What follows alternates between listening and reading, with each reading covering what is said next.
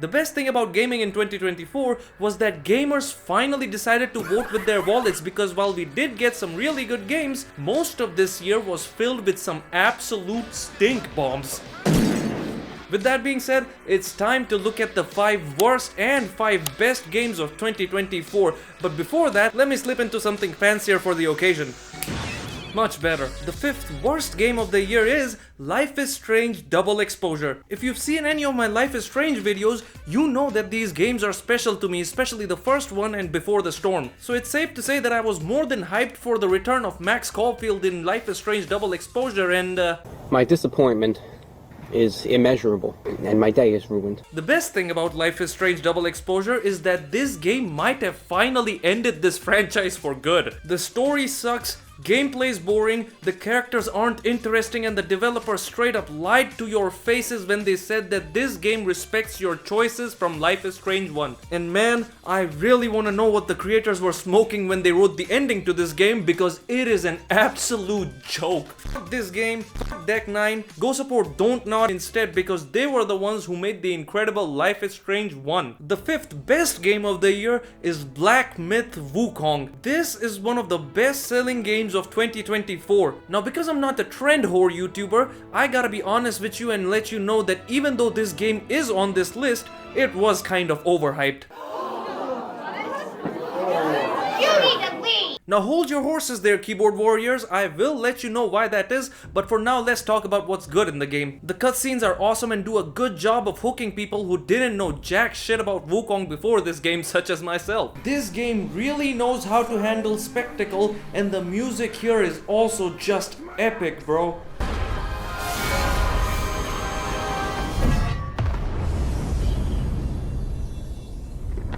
The designs are great and the various transformations you get are cool as hell, man. The highlights of this game are the boss fights though. They are so fun, man. This game absolutely kills it with its bosses, both in terms of quantity and quality. They're probably the only reason I even put this game on this list, and I say that because there are problems here, like 1. A lot of issues that were present at launch are still here, and the game is just an unoptimized mess. It is one of those games where the developers just said fuck optimization, just put the game on UE5 and let upscalers handle everything else. Not a great plan. 2. The map design here just sucks because it is very restrictive like the newer God of War games, but even worse with some of the most nonsensical invisible walls literally everywhere. And the 3rd and biggest problem of them all, the combat itself is a shallow, button-mashy, repetitive shitfest that is completely carried by the bosses. Because while the developers did focus on some cool one-click one-off abilities that I mentioned before, they straight up forgot about the basics. This is how you play Black Myth Wukong in the first hour,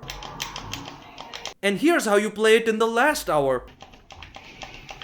That's because there are no actual combos in this game. All that wasted potential. The 4th worst game of the year is Suicide Squad Kill the Justice League. Now, I only recently played this game because it was only $5 on sale, and man, what a shit show this is. The gameplay is unbelievably tedious, grindy, and repetitive with absolutely zero creativity anywhere. Also, the HUD design here is genuinely the worst I've ever experienced in a game. Straight up atrocious, like where am I supposed to be looking at right now? They also had the tools to tell a good story here, but they went full Amber Heard mode and just straight up shat the bed. It's hard to believe that this was the last time we would ever see Kevin Conroy as Batman, and I will never forgive this game for how it treated my favorite version of one of my favorite characters ever. Suicide Squad is the perfect name for this game because this was Rocksteady killing itself. The 4th best game of the year is Red Dead Redemption 1, baby! You can watch my full review of it right here, and my excuse for having a 14-year-old game on this list is 1. It came out on PC in October, and 2. It is my personal list, so I can do whatever the fuck I want. Red Dead Redemption 1 might be the best Wild West game of all time. The visuals still hold up pretty well, and that combined with the amazing soundtrack create an absolute vibe, bro. The gunplay is fun and is leagues ahead of the second game, but we'll talk more about that in my Red Dead Redemption 2 video, so make sure you're subscribed for that one. The characters are so intriguing, and while the story does have some pacing issues, just like a drunk stepfather, it still hits hard and holds nothing back. Oh, and even with all its flaws, the undead night Nightmare DLC lets you fight zombies in a Wild West setting. RDR1 does have its problems, like the typical Rockstar mission design, which somehow gets progressively worse with every game they make, and the fact that Rockstar's asking you to pay $50 for a direct port of a 14-year-old game. But overall though, there is no denying that this is genuinely a very good game, man.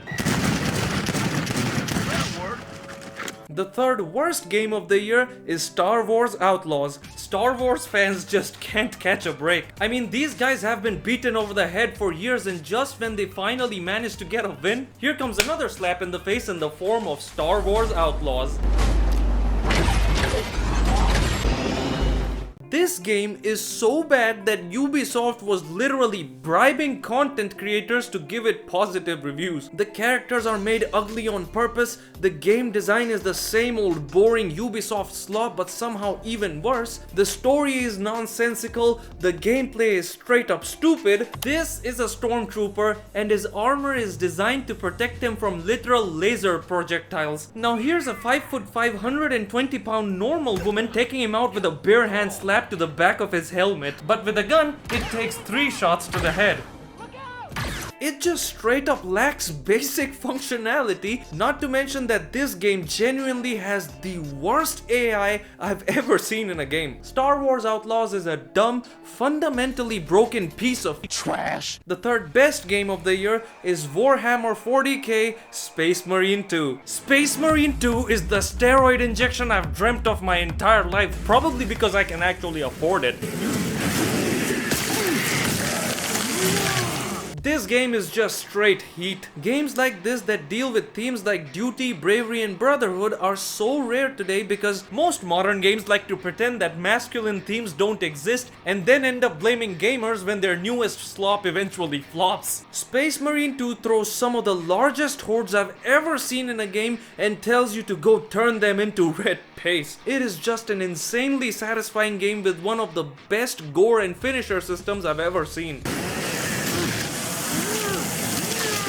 I finally got to try the multiplayer as well, which was fun, and the game also just got a new update. There are a few issues here like the pricing differences across platforms, optimization that's a bit iffy, a few bad gameplay sections, and how this game handles difficulty, but I'd be lying if I said that this wasn't some of the most fun I've had playing a game this year. Kill the heretics! Now the runner-up for the worst game of the year is Dragon Age the Whaleguard. From the dumbass gameplay to the worst writing in history, I could kiss you right now. I'm going to kiss you right now. there is nothing bad I can say about this game that hasn't been said already, so I'll just play you a clip of it right here. Thanks to Tosh. That's why we recruited her. Actually, Tosh uses them for themselves now.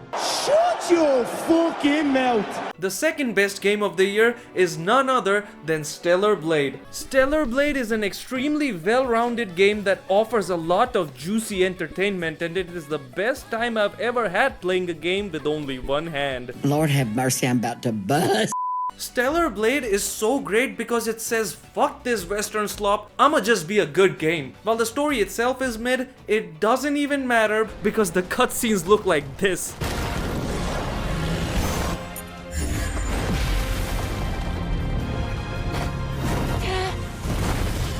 The soundtrack of this game is easily the best we've gotten this year. Everything from the characters to the world is just beautiful and rewards handsomely for exploring. Animations, impeccable. Boss fights, stupendous. Combat system, just chef's kiss, man.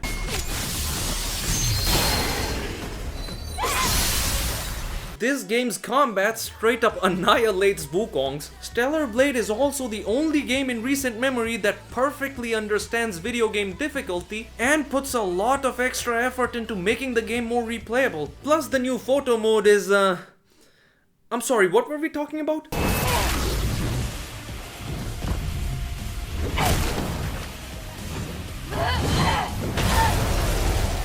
And now, the absolute worst game of the year 2024 is Dustborn. What the fuck is this piece of shit? You see, Dustborn is so special that it's not just the worst game of this year. This piece of shit might also be the worst game ever made. It is a complete laugh out loud disaster. Gameplay here is basically you calling other people racist. Does he know anything? You are racist. It is written and created by dumb, woke, hateful libtards who despise anyone who is normal. Seriously, this game hates you. I mean, you know the makers are degenerates when they put the words newborn and new in the same sentence. Turn that shit off. Turn that shit off! It is genuinely incredible how unbelievably bad this abortion of a video game truly is, and the fact that there are people out there who thought making it was a good idea will never stop being funny to me. Because of these reasons, I would like to present Dustborn with the CAC award because it is complete ass cheeks. And now, the best game of the year 2024 is...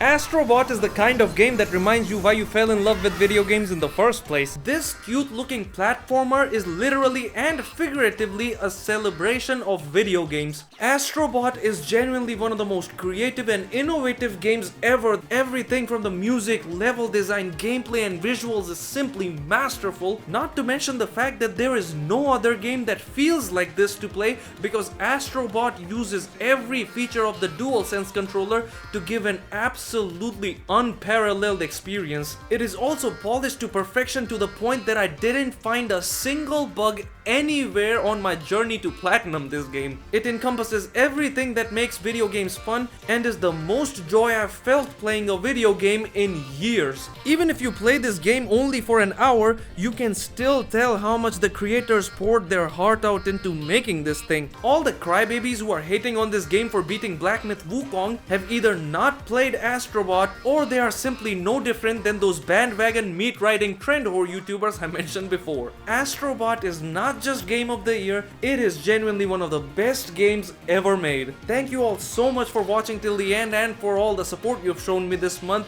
It really means a lot, man. As always, like, share, subscribe, and I'll see you next time.